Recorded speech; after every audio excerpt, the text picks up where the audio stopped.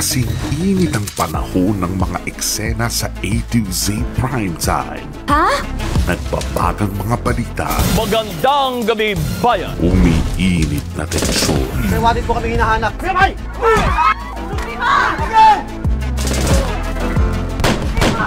Komanda!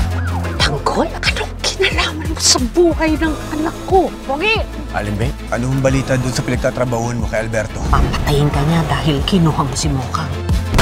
Umiiwas ka na sa gulo, ha? Yakang-yaka ko to. Hinipuan ako! Tanggol! Lumiliyab na harapan. Ayuan mo na. Ama ako ng anak mo. Magtulungan tayo, Sylvia. Pagbayarin natin sila. File ng disbarment complaint laban sa'yo. Gusto ko itakas ng anak ko. Ikalis na tayo.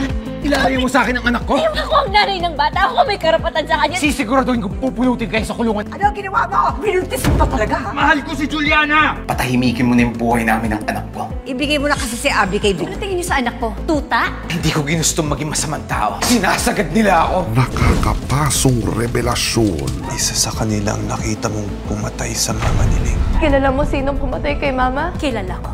At kilala mo siya.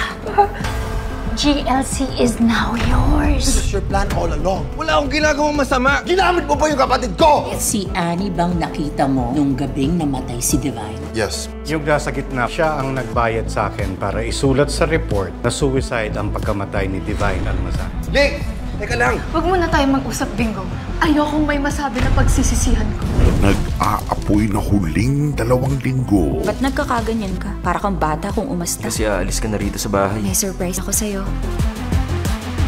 Ano ginagawa Hoy, nyo? teka! Saan ka pupunta? Ito ng pamilya ko! Sumusunod lang kami sa utos. Pag-aari na ngayon ang para mag-group ang property na ito. Ang ginagawang ito ni Madam ay para pahirapan kayo ni Gloria. Dahil sa'yo, nagbago si Time. May sasabihin akong napaka-importante. Sabihin mo na lang ang totoo! Mag-break na tayo. Maiinit ang mga eksena gabi-gabi sa A to Z Primetime.